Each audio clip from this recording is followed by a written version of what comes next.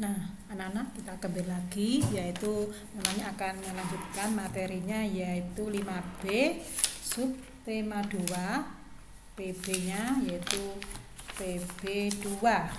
PB-nya maksudnya pembelajaran 2. Nah, tadi sudah disinggung tentang ayo berarti tadi. Pertama memang tadi sudah menjelaskan faktor-faktor yang mempengaruhi frekuensi pernapasan pada manusia, yaitu faktor fisik dan faktor emosi. Kemudian yang kedua itu nanti sahabat sekalian yaitu tentang bacaan teks, yaitu polusi udara di kota. Nah, di sini ada pemandangan kota, ya, pemandangan kota yang dilihat ketinggian atau dalam kejauhan seperti berkabut atau berasap. Nah, itu dengan menggunakan kata tanya nanti sesuai bacaan, yaitu apa, di mana, siapa, mengapa, dan bagaimana. Nah, sekarang ini akan melanjutkan yaitu PB2-nya itu pembelajaran 2. Ayo mencari informasi. Nah, di situ anak-anak bisa melihat yang pada layar monitor kalian, yaitu manusia perlu bernapas untuk apa? Itu untuk memperoleh oksigen. Nah, yang digunakan dalam proses metabolisme tubuh. Ketika bernafas kita menghirup udara dan menghembuskan udara, ya. Jadi di gambar itu, gambar samping menunjukkan perbandingan antara paru-paru normal dengan paru-paru penderita asma. Tuh anak-anak ya. Jadi yang atas itu paru-paru normal, yang bawah paru-paru penderita asma. Nah, ini perbedaannya, kamu lihat dan kamu amati ya. Kemudian udara yang kita perlukan untuk bernapas adalah harus udara yang bersih. Nah, udara bersih ini sangat bagus untuk pernapasan karena kalau kita tidak menghirup udara bersih akan mudah terserang penyakit paru-paru, yaitu asma. Karena apa? Penyakit asma itu merupakan salah satu gangguan pernapasan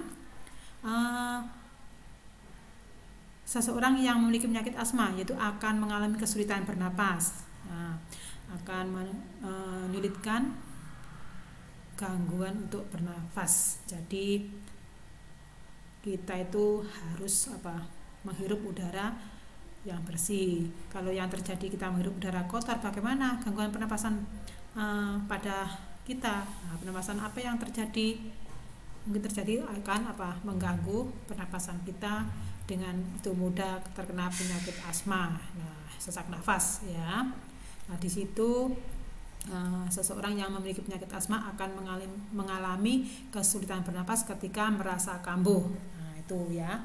Kalian bisa membuka buku kalian, yaitu halaman 43. Nah, di situ jelas sekali pada gambar 43 ini menyebutkan bahwa yang gambar paling atas ini adalah paru-paru normal, yang di bawah ini paru-paru penderita asma. Nah, apa yang terjadi jika kita menghirup udara di lingkungan kotor? Yaitu apa? Yang disebutkan memang tadi, yaitu gangguan pernapasan apa saja yang mungkin terjadi. Nah, tentunya kita akan mendiskusikan hari ini, yaitu kita akan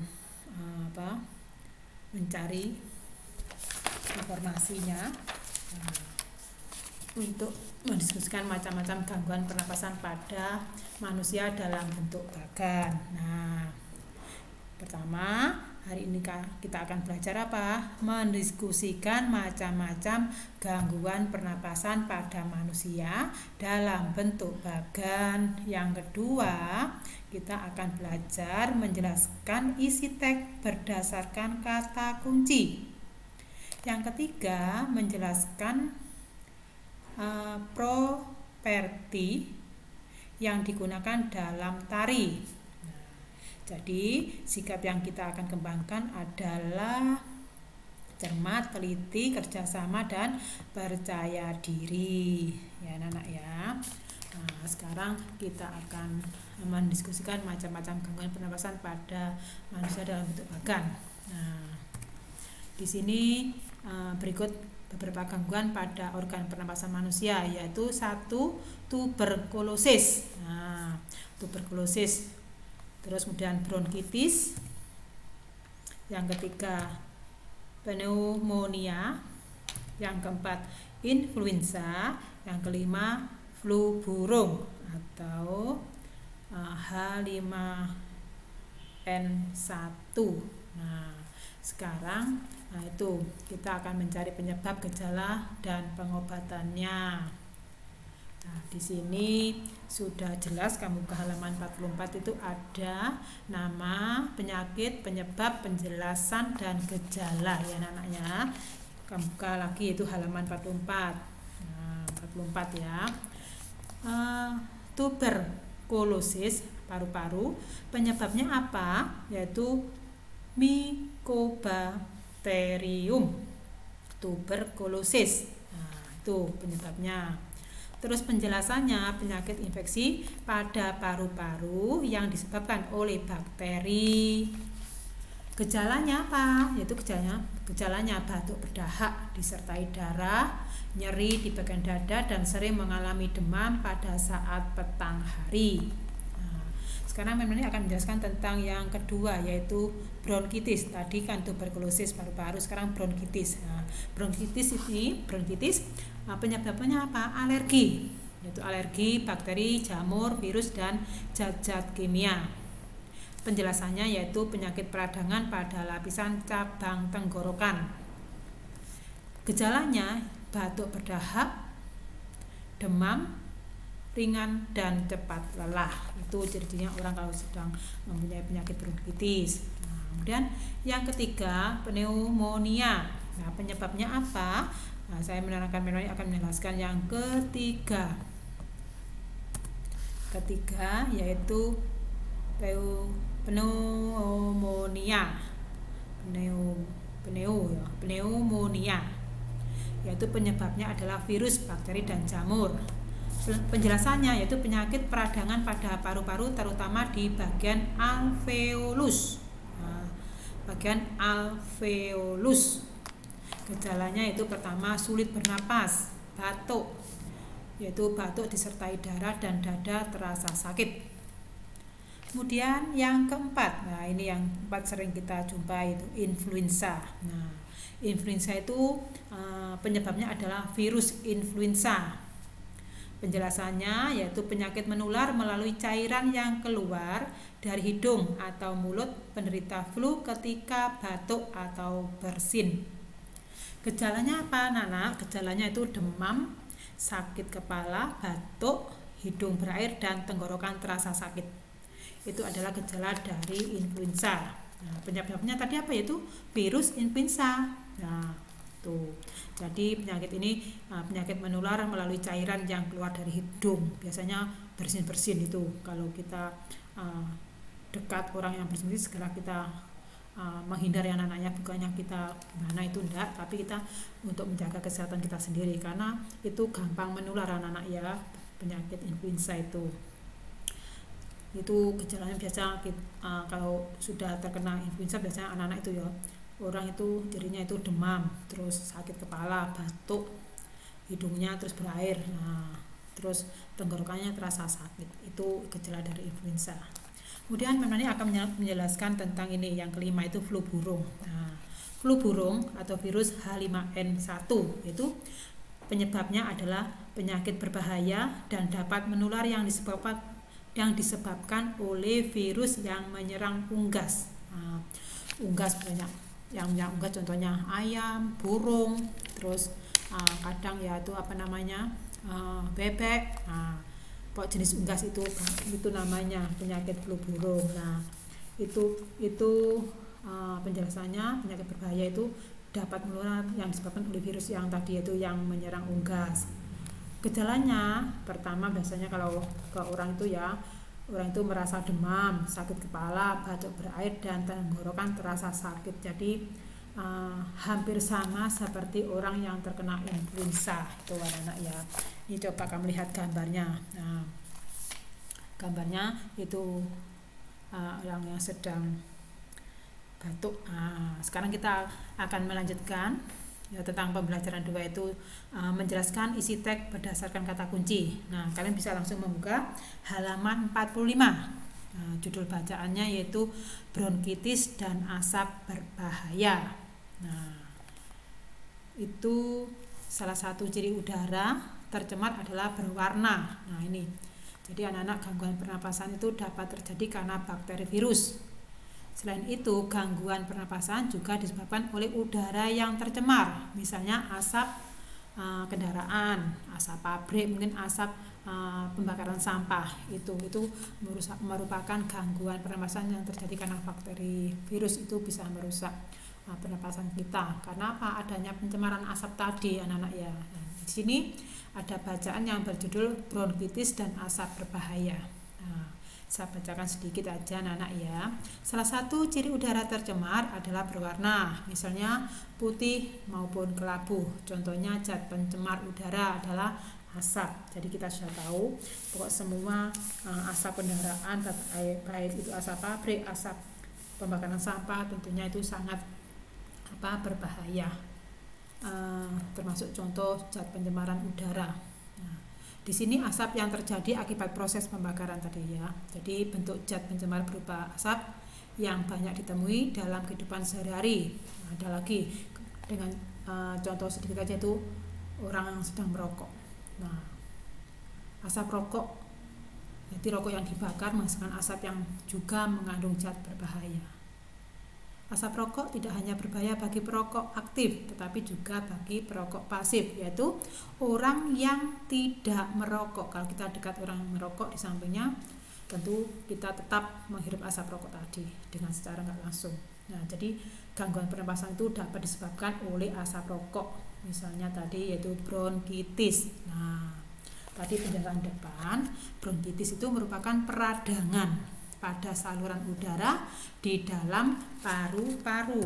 Nah, ya, peradangan saluran udara di dalam paru-paru.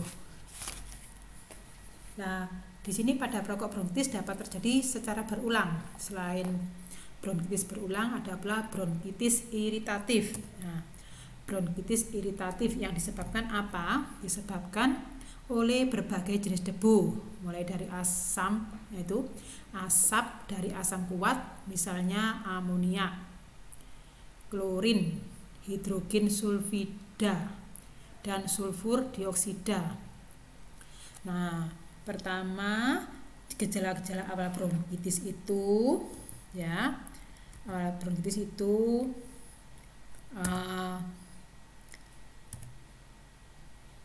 batuk kering hingga batuk berdahak dan itu yang berwarna, mulai dari putih, kuning, hijau hingga kemerahan. Yang kedua, sesak napas saat melakukan olahraga atau aktivitas ringan akibat saluran udara tersumbat. Nah, yang ketiga, sering menderita infeksi pernapasan seperti flu. Yang keempat, lelah. Yang kelima, pembengkakan pergelangan kaki hingga tungkai.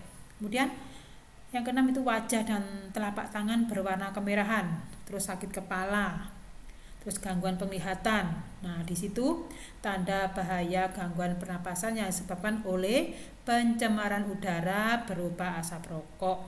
Jadi udara bersih begitu pentingnya anak-anak bagi kehidupan dan bagi kesehatan tubuh, terutama organ pernapasan. Nah, anak-anak tadi terlihat di dalam teks itu kandungan apa yang terdapat pada asap yang menyebabkan gangguan pernapasan iritatif. Tuh ya. Kemudian mengapa gangguan pernapasan tersebut dapat menyerang seseorang? Terus apa saja gejala yang timbul pada gangguan pernapasan tersebut?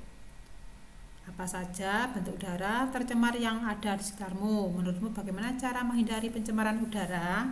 Nah, di sini itu kita dapat menemukan kata-kata penting yang terdapat dalam teks. Nah, jadi kata penting yang berkaitan dengan informasi dalam teks tadi. Nah, kan ada pertanyaan itu. Pertanyaan mulai 1, 2, 3, 4, 5 6, 7, 8, 9, 10 itu. Nah, di situ kita dapat menemukan kata-kata penting yang terdapat dalam teks yang berjudul bronkitis dan asap berbahaya. Jadi, kata penting yang berkaitan dengan informasi tersebut disebut apa? kata kunci. Kata kunci dalam teks dapat membantu untuk memahami isi teks secara lebih detail.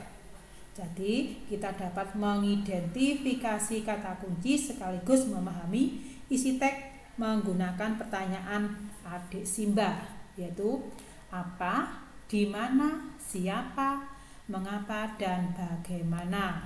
Nah, jadi, bacaan berjudul bronkitis dan asap berbahaya itu nanti kita diskusikan ya anak ya.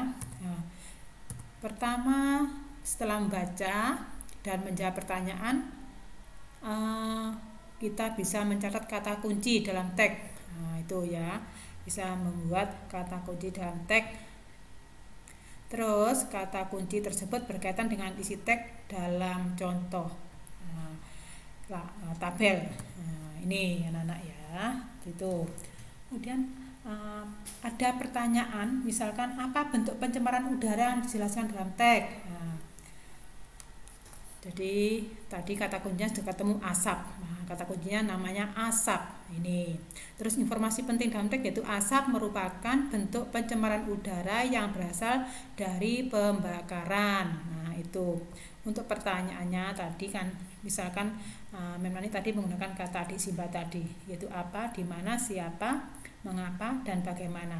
Yang pertama tadi, apa bentuk pencemaran udara yang dijelaskan dalam teks? Jawabnya apa? Asap. Yang kedua, bagaimana? Ciri-ciri pencemaran udara tersebut apa kira-kira? Udara berwarna putih atau kelabu, itu ya anak ya.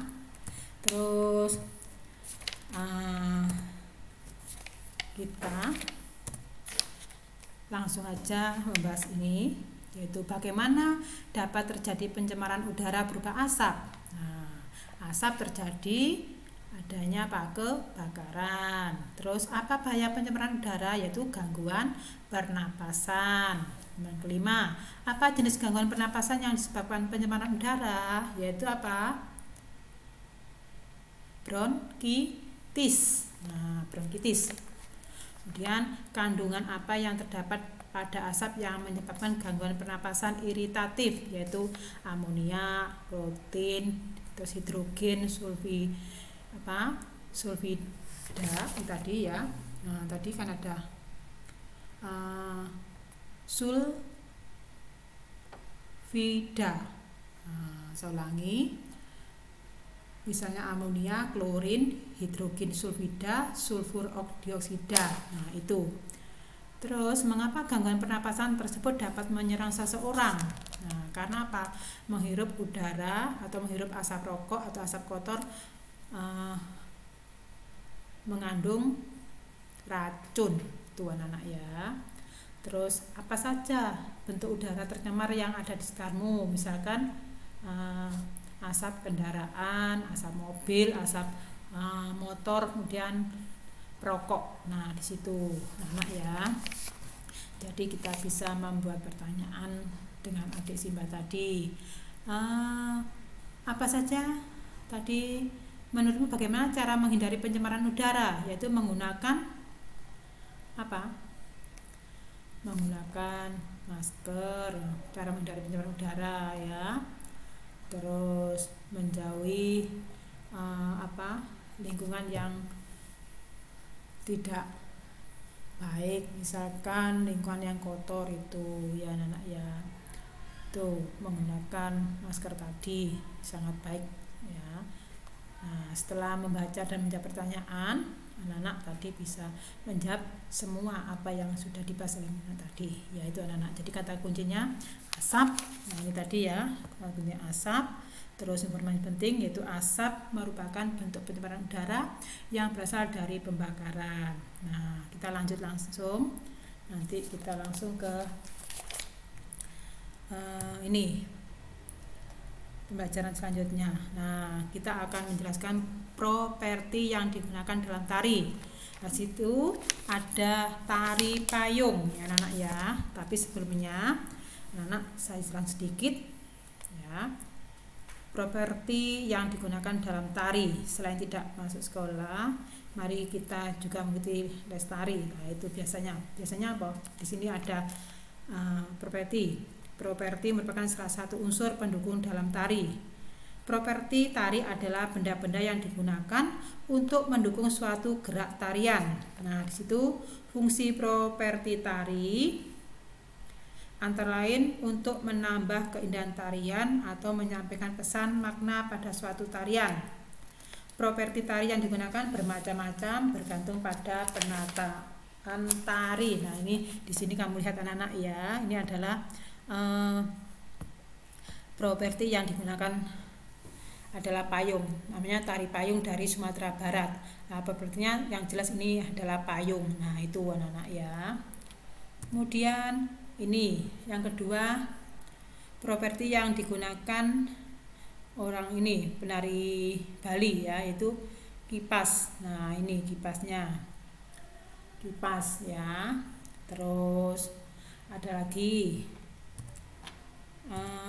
penari topeng. Nah, tentunya penari topeng itu, tari topeng berasal dari Cirebon anak-anak ya, itu propertinya adalah topeng. Nah, ini topeng. Nah, topeng ya. Terus ada lagi penari yang berasal dari Jawa Barat, yaitu tari Jaipong. Nah, propertinya apa? Yaitu selendang. Nah, ini namanya selendang, sampur kalau orang namanya bisa, benar-benar namanya sampur. Kalau kita lebih paham namanya selendang ini ya. Selendang untuk menari namanya sampur ya anak-anak ya.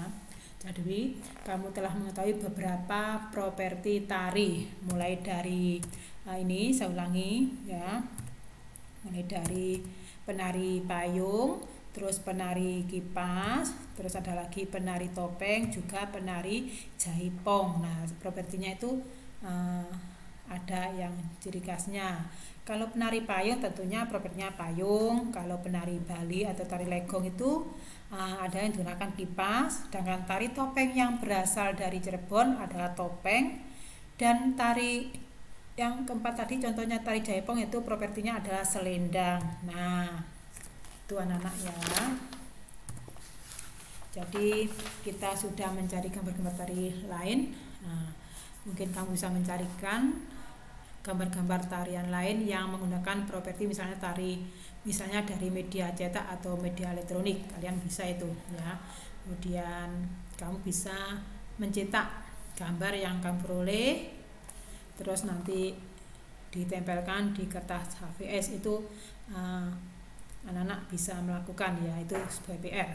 Kemudian nanti kamu jilid gambar yang kamu cetak dengan rapi dan cari informasi mengenai tarian pada gambar tersebut. Nah, tadi memang ini sudah menjelaskan beberapa contoh tari payung, tari legong, tari topeng, dan tari jaipong itu tadi ya. Anak-anak bisa mencari lagi. Kemudian tuliskan informasi yang kamu peroleh, misalkan nama, tariannya apa, terus dari daerah asalnya, terus properti yang digunakan, dan gerakan yang dilakukan. Nah, sekarang kita langsung melanjutkan ayo merangkum. Nah, ayo merangkum ya. Jadi apa yang sudah dipahami, yaitu pertama mendiskusikan macam-macam gangguan pernapasan pada manusia dalam bentuk bagan.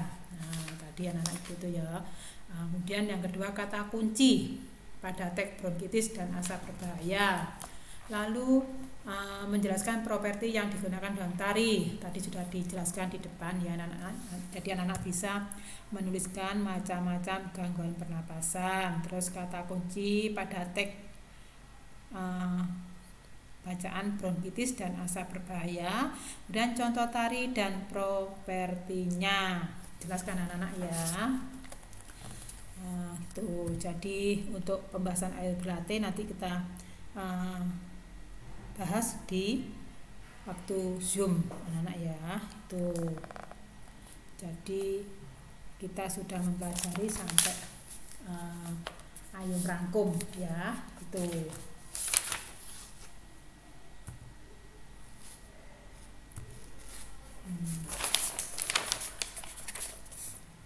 terus bentar.